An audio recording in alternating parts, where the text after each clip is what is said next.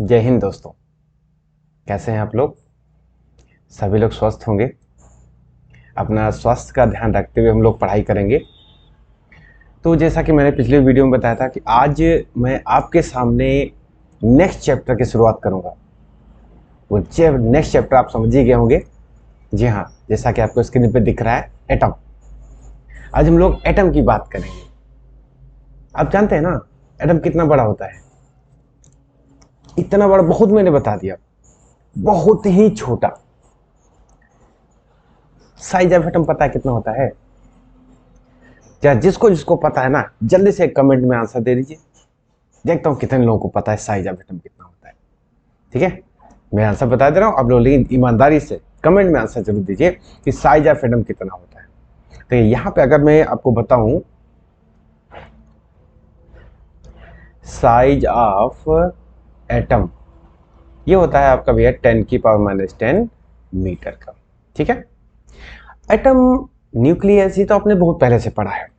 लगे हाथ में भी ये भी बता दूं आपका कि size of nucleus, size of nucleus कितना होता है? 10⁻15 मीटर का। ठीक है, ये दोनों चीजें जो है भाई, ये वाली, ये आपकी दोनों इंपॉर्टेंट है, कंपटीशन पूछी जाती है। तो आज हम लोग जो इस चैप्टर में पढ़ने वाले हैं वो हम लोग एटम के बारे में पढ़ने वाले हैं। ठीक है, जो 10⁻10 मीटर का होता है। अच्छा, कभी सोचे इसका स्ट्रक्चर कैसा होता होगा, एटम दिखता कैसा होगा? देखा तो किसी है नहीं, लेकिन फिर भी इमेजिनेशन के बेसिस पे आपको थोड़ा सा दर्शन करा दे रहा हूं। ये देखिए आपके सामने एटम है। ठीक है, इसमें देखो जो आपका ये दिख रहा है ना, आपका ये जो दिख रहा है ना, ये रेड कलर ग्रीन कलर का, अभी देखो और आपको हाईलाइट करके दिखाता हूं। ये जो देखो ये दिख रहा है ना, ये वाला, ये आपका न्यूक्लियस कहा जाता है। न्यूक्लियस के अभी मैं डिटेल में आपको बताऊंगा। ये जो आपके ये पाथ है, ये जो गोल गोल सा दिख रहा है ना, ये इलेक्ट्रॉन है, ये इलेक्ट्रॉन है, ये इलेक्ट्रॉन है। ठीक है,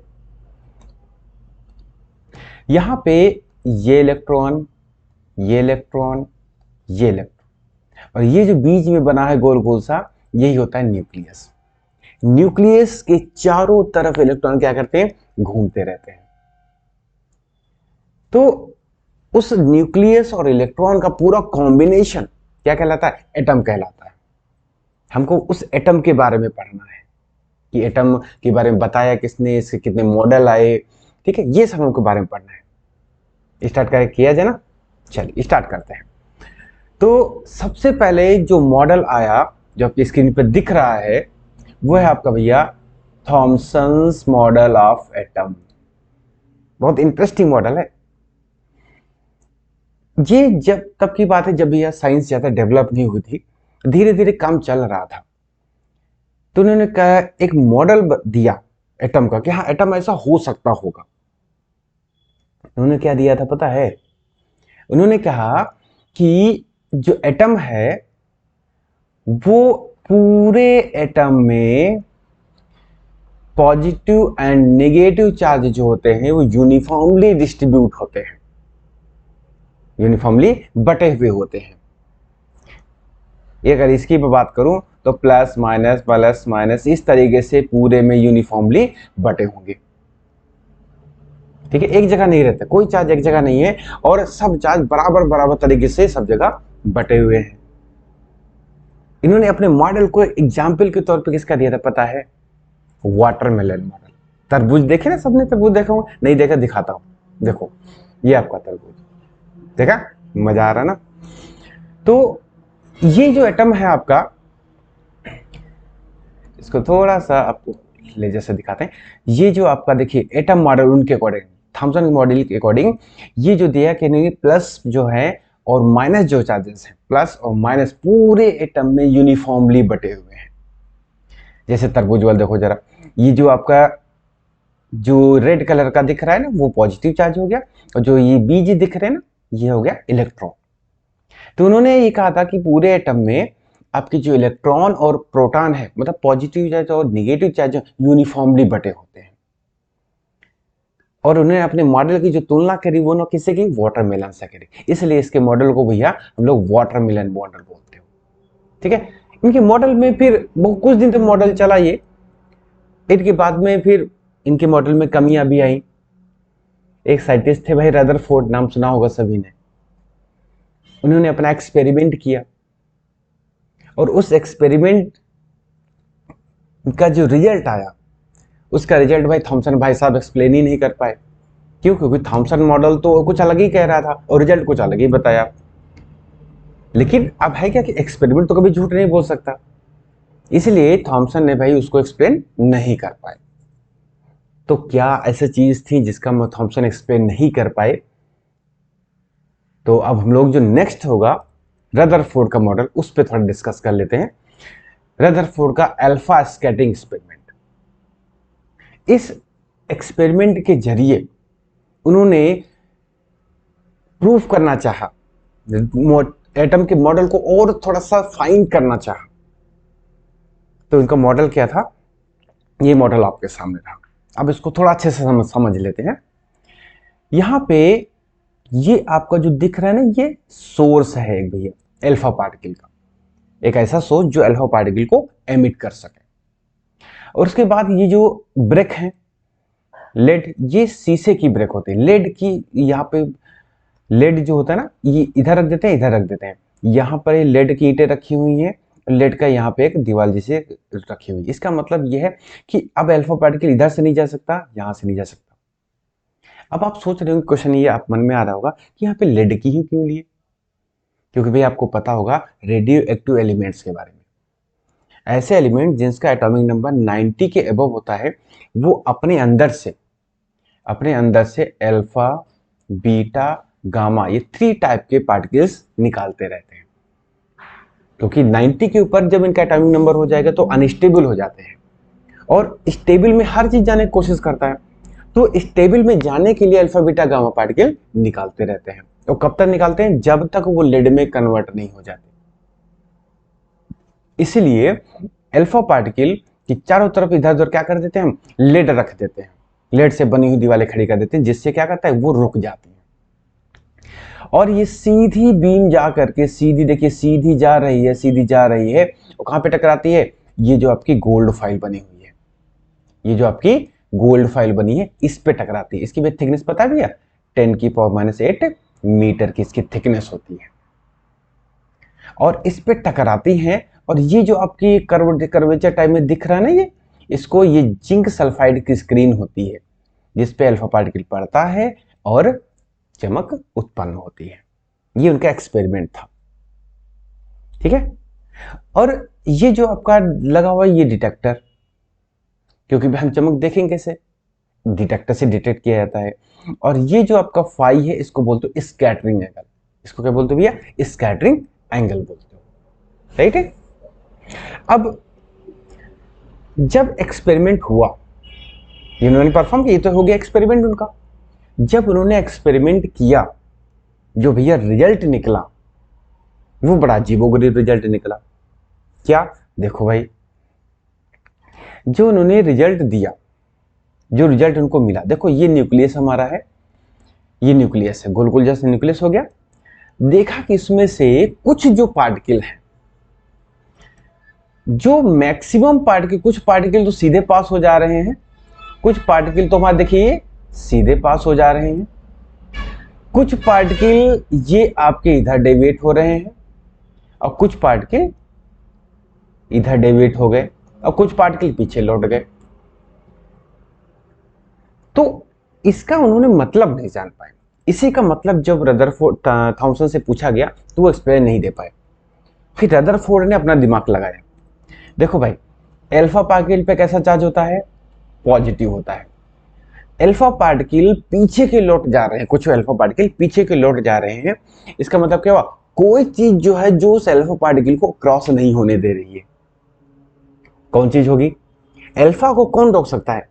पॉजिटिव पार्टिकल को कौन रोक सकता है? पॉजिटिव पार्टिकल को पॉजिटिव ही रोक सकते हैं।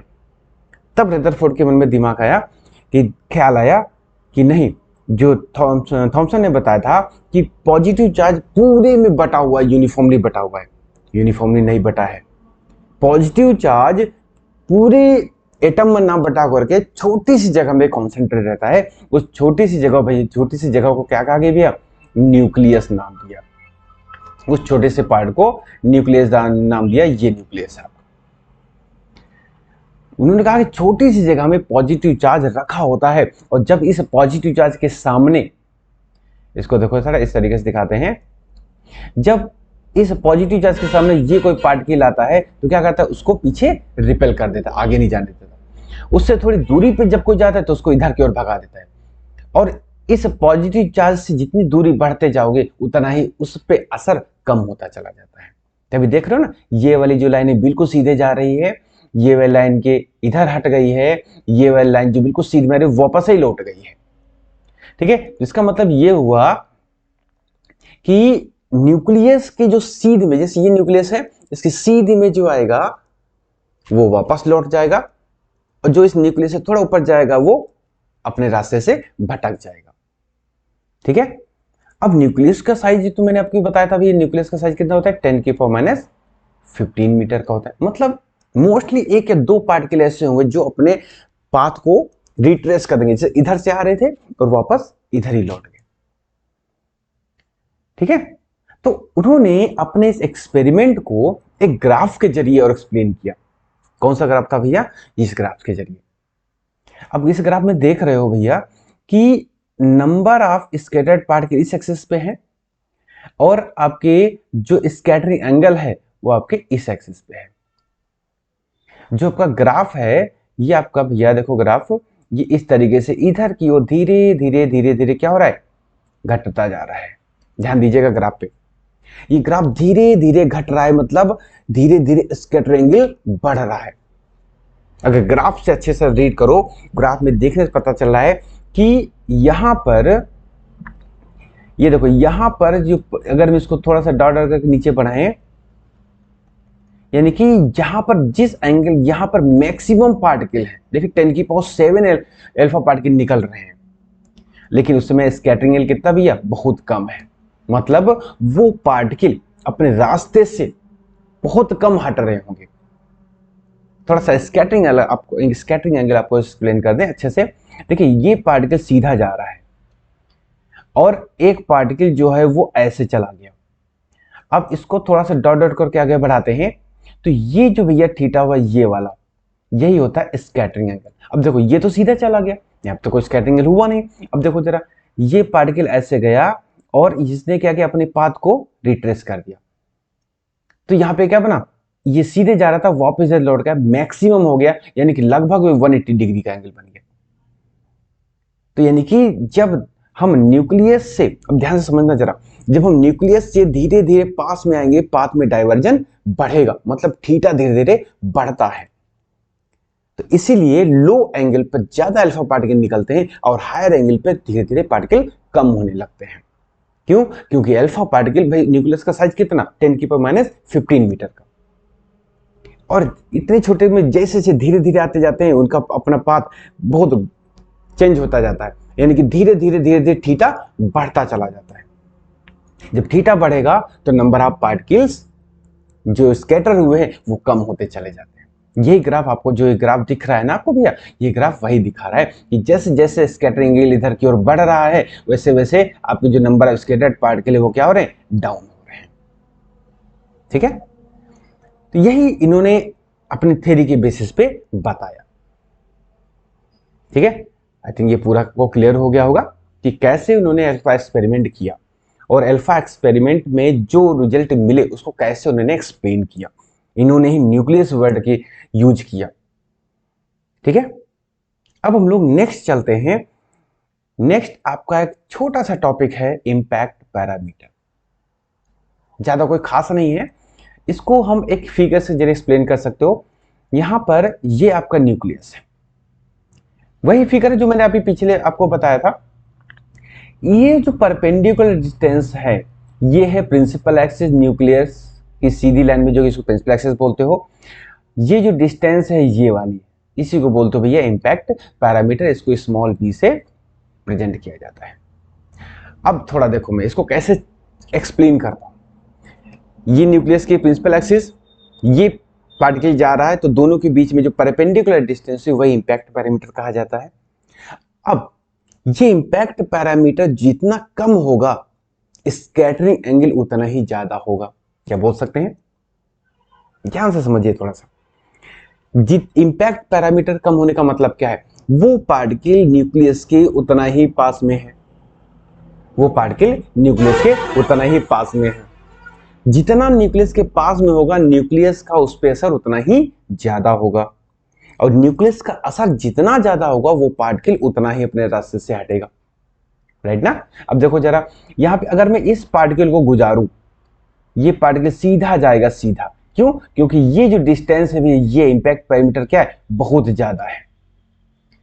इसके कंपैरिजन में ये वाला जो इंपैक्ट पैरामीटर है वो ज्यादा है। इंपैक्ट पैरामीटर ज्यादा मतलब न्यूक्लियस से उसकी डिस्टेंस ज्यादा है। जब डिस्टेंस ज्यादा होगी तो क्या होगा? असर कम होगा, असर कम होगा तो सीधे निकल जाएगा, यानी कि थीटा कम हो जाएगा। जैसे जैसे पार्टिकल न्यूक्लियस की तरफ बढ़ेगा, जैसे जैसे पार्टिकल वो न्यूक्लियस की तरफ बढ़ेगा, ये जो थीटा है भैया ये वाला, ये आपका बढ़ता चला जाएगा। तभी देखिए जब ये लाइन इस पार्टिकल पे आता है, इस लाइन पे पार्टिकल जाएगा इस तरीके से, और पार्टिकल वो अपने पाथ को रिट्रेस कर देता है, मतलब ऐसे जा रहा है वो वापस ऐसे चला जाएगा। राइट? तो इस जो बी है इसी को बोलते हैं इंपैक्ट पैरामीटर। क्लियर हो गया भैया? कोई भी डाउट हो, छोटा से छोटा डाउट पूछने में कभी हेजिटेशन नहीं करना चाहिए। ठीक है? अगर हमको नहीं समझ में 2+2 क्या होता है 4, टीचर से पूछना चाहिए हमेशा। जैसे नहीं कहा जाता जहां पे अपना फायदा हो थोड़ा बेशरम हो जाना चाहिए, वही है। जहां पर आपको सीखना है वहां पर सीखे, जहां पर थोड़ी सी समझ में आए तुरंत कमेंट बॉक्स में कमेंट करिए जो भी दिक्कत है। लेकिन अगर आपको अच्छा लग रहा है तो और लोगों तक पहुंचाइए, और थोड़ा सा अपना इस जो फैमिली हम लोग की बन रही धीरे धीरे, देखिए हम लोग 300 के क्रॉस कर चुके हैं, तो धीरे धीरे इस फैमिली को बढ़ाना भी है। ठीक है? और हाँ, एक चीज और मैं बता दूं, ये जल्दी से आपका 12th का जो कुछ चैप्टर्स रहेगा उसका वीडियो एक्सप्लेनेशन देने के बाद मैं आपके नीट के लिए नीट की प्रिपरेशन भी इसी पे कराऊंगा, क्वेश्चंस लेके आऊंगा और नीट के पूरे क्वेश्चन सॉल्व कराऊंगा। ठीक है? चलो आगे बढ़ते हैं। डिस्टेंस ऑफ क्लोजेस्ट अप्रोच या साइज ऑफ न्यूक्लियस जिसको बोलते हो, अच्छे समझिएगा। देखो भाई, ये हमारा है पॉजिटिव न्यूक्लियस, न्यूक्लियस में पॉजिटिव चार्ज होता है। अब देखना यहां पर ये हमारा है अल्फा पार्टिकल, ये हमारा है अल्फा पार्टिकल। अब इसको धीरे धीरे हम इसकी तरफ लेके आएंगे, इसकी तरफ लेके आएंगे। तो अब जरा देखिए, जैसे ये न्यूक्लियस है, ये अल्फा पार्टिकल है, धीरे धीरे जैसे जैसे इसकी तरफ बढ़ेगा इस न्यूक्लियस के द्वारा इस पे रिपल्सन बढ़ता जाएगा। क्यों? क्योंकि न्यूक्लियस पर भी पॉजिटिव चार्ज, अल्फा पर भी पॉजिटिव चार्ज। राइट? तो धीरे धीरे बढ़ेगा तो रिपल्सन जैसे जैसे न्यूक्लियस के पास में जाएगा रिपल्सन बढ़ता जाएगा। अब रिपल्सन बढ़ेगा तो अल्फा पार्टिकल को रोकने वाला फोर्स बढ़ रहा है तो अल्फा पार्टिकल रुकना स्टार्ट कर देगा। राइट ना? तो अब धीरे धीरे ये पार्टिकल इधर की ओर बढ़ेगा, सपोज करते हैं वो यहां तक आते आते रुक जाता है। जब यहां पे आते तो रुक जाएगा, तो ये जो डिस्टेंस बची भैया और नॉट, इसी को बोलते हो डिस्टेंस ऑफ क्लोजेस्ट अप्रोच, मतलब न्यूक्लियस के पास में कितना पहुंच गए हो, वही होता है डिस्टेंस ऑफ क्लोजेस्ट अप्रोच। ठीक है? देखो जरा, अब यहां पे हमको निकालना है कि और नॉट होता कितना है, ये हमको निकालना है। कैसे निकालते हैं? अब अगर मैं यहां पे देखूं तो जो एटॉमिक नंबर न्यूक्लियस का, मतलब जो भी एलिमेंट होगा, जो भी एलिमेंट होगा तो उसका एटॉमिक नंबर जेड है। एटॉमिक नंबर का मतलब क्या होता है? जितने एटॉमिक नंबर होगा उसका उतना ही नंबर ऑफ प्रोटॉन उसका होते हैं। इसका मतलब इस जो भी हम जिस एलिमेंट का न्यूक्लियस लेंगे उसके अंदर जेड अगर एटॉमिक नंबर है तो उतने ही नंबर ऑफ प्रोटॉन होंगे, और एक प्रोटॉन पे ई चार्ज होता है, तो इस न्यूक्लियस पे कितना चार्ज हो गया? जेड ई। और अल्फा पार्टिकल पे भैया 2e चार्ज होता है, क्योंकि आपको पता है अल्फा पार्टिकल का सिंबल क्या होता है? 2He4। राइट? अब देखो जरा, यहां पर ये 2He 2e हो गया, ये Ze हो गया। एक चार्ज ये है, एक चार्ज ये है, दोनों चार्ज एक दूसरे से और नॉट की डिस्टेंस पर है। तो यहां पर इलेक्ट्रिक पोटेंशियल एनर्जी फॉर्मूला लगा देते हैं, U = 1/4 pi epsilon not 2e Q1 Q2/R 2e ZE/R0। तो इसको ऐसे ले सकते हो U is equal to 1/4πε0 ZE² 2 यहाँ पे लगा देते अपार R0। ये इक्वेशन फर्स्ट हो गई। ठीक है, अब देखो जरा, धीरे धीरे न्यूक्लियस जो अल्फा पार्टिकल है रुक रहा है, उसकी काइनेटिक एनर्जी कम हो रही है, तभी तो पोटेंशियल एनर्जी बढ़ेगी। तो इसका मतलब ये हुआ कि ये जो पोटेंशियल एनर्जी है किसके बराबर होगी, काइनेटिक एनर्जी के बराबर होगी। तो उसको मैं ऐसे लिख सकते हो ½ mv² is equal to 1/4πε0 2ZE² upon R0। हमको निकालना क्या था भैया, R0 निकालना था। तो यहाँ पे हम R0 इधर रख लेंगे, 1/4πε0 2ZE² अपान 1/2mv²। ये आपका एक फार्मूला आ गया क्लोजेस्ट डिस्टेंस अप्रोच का फार्मूला। यहां पे देख रहे हो कि जो देखिए ये R0 जो किस पे डिपेंड कर रहा है, वो डिपेंड कर रहा है काइनेटिक एनर्जी पे। मतलब अगर अल्फा पार्टिकल इधर की ओर इसकी स्पीड जितनी बढ़ा देंगे तो ये न्यूक्लियस के पास में और पहुंचता जाएगा और पहुंचता जाएगा और पहुंचता जाएगा। तो काइनेटिक एनर्जी के इनवर्सली प्रोपोर्शनल होता है। ठीक है, और भैया ये अभी जो नवोदय का एग्जाम हुआ है जल्दी में, उसमें ये क्वेश्चन पूछा गया था, सिर्फ यही फार्मूला पूछा गया था, है ना। तो जल्दी से देखिए, माइंड का कंसंट्रेशन सही होना चाहिए, सारे फॉर्मूले में यही याद करा दूंगा। ठीक है, तो आज हम लोग इतना ही रखते हैं। तो हम लोग का रदरफोर्ड मॉडल यहाँ पे क्लोज हो जाता है। रदरफोर्ड के मॉडल में कुछ कमियां भी थी, वो कमियां कैसे दूर हुई वो मैं नेक्स्ट वीडियो में आपको एक्सप्लेन करूंगा। कमियां क्या थी ये मैं बता दे रहा हूं जरा। उन्होंने पहला कहा कि एटम न्यूक्लियस के अंदर प्रोटॉन रहेगा और उसके अंदर बाहर इलेक्ट्रॉन घूमेगा। ठीक भैया बात, ये न्यूक्लियस है, इसके चारों तरफ इलेक्ट्रॉन घूम रहा है। दूसरे साइंटिस्ट बड़ा खुरापाती थे, उन्होंने कहा साहब ये बताओ, अगर कोई पार्टिकल घूम रहा है तो उसकी एनर्जी रिलीज होगी। उन्होंने कहा यस, जब एनर्जी उसकी रिलीज होगी, खत्म होगी, तो उसका पाथ भी चेंज होगा। तो इसका ये पाथ क्या होगा, धीरे धीरे कम होता जाएगा, कम होता जाएगा, कम होता जाएगा, होता जाएगा, होता जाएगा। एक समय ऐसा आएगा कि ये न्यूक्लियस में गिर जाना चाहिए, और न्यूक्लियस पे हो पॉजिटिव चार्ज, इलेक्ट्रॉन पे नेगेटिव चार्ज, न्यूक्लियस खत्म हो जाना चाहिए। और साहब हमको पता है कि न्यूक्लियस जो है वो कभी खत्म नहीं हो सकता। इसका आंसर रदरफोर्ड भाई साहब नहीं दे पाए, एग्जिस्टेंस ऑफ न्यूक्लियस को एक्सप्लेन नहीं कर पाए। दूसरा सबसे बड़ा रीजन, उन्होंने जब कहा भाई पार्टिकल लगातार अगर एनर्जी को रिलीज कर रहा है तो लगातार एनर्जी मिलनी चाहिए। तो एक इंस्ट्रूमेंट होता है स्पेक्ट्रोमीटर, जैसे हम लोग स्पेक्ट्रम देखते हैं। तो स्पेक्ट्रोमीटर से जब देखा गया तो हमको सिर्फ लाइन स्पेक्ट्रम मिला, लाइन स्पेक्ट्रम मिला। और मिलना कैसे चाहिए था, कंटिन्यूअस मिलना चाहिए था भाई, क्योंकि इसमें देखिए लगातार एनर्जी यहां से निकल रही है, उनके अकॉर्डिंग निकलनी चाहिए थी, तो लगातार एनर्जी मिलनी चाहिए थी। लाइन स्पेक्टर का मतलब है कि एक ही बार एनर्जी निकली बस, और कंटिन्यूअस का मतलब है लगातार निकलती रहे। तो लाइन मिल रहा था इंस्ट्रूमेंट से, और उनकी थ्योरी बता रही थी कंटिन्यूअस। इसका एक्सप्लेनेशन उन्होंने नहीं दे पाया, तो यहीं पे उनका मॉडल फेल हो जाता है। अब हम लोग नेक्स्ट वीडियो में पढ़ेंगे कि इनका मॉडल की जो कमियां थी, ये जो दो कमियां हैं आपकी, ये वाली कमी और ये वाली कमी, कि लाइन स्पेक्ट्रम मिल रहा है, मिलना चाहिए था कंटिन्यूअस, उनके अकॉर्डिंग कंटिन्यूअस मिलना चाहिए था, लेकिन मिल कैसा रहा है, लाइन स्पेक्ट्रम। तो ये कैसे क्या होता है, ये हम वो लोग नेक्स्ट वीडियो में डिस्कस करेंगे। ठीक है, तो तब तक के लिए आप अच्छे से तैयारी करिए, अच्छे से अपना स्वास्थ्य का भी ध्यान रखना, अच्छे से पढ़ाई करिए। और अगर आपको ये जो पढ़ाने का मेथड है एक कहानी के टाइप में अगर आपको अच्छा लग रहा है, जल्दी से अपने व्यू भी दीजिए कि सर इसमें और ऐसे इंप्रूव कर सकते हैं, ऐसे ऐसे कर दीजिए सर, और अच्छे से इंप्रूव होगा।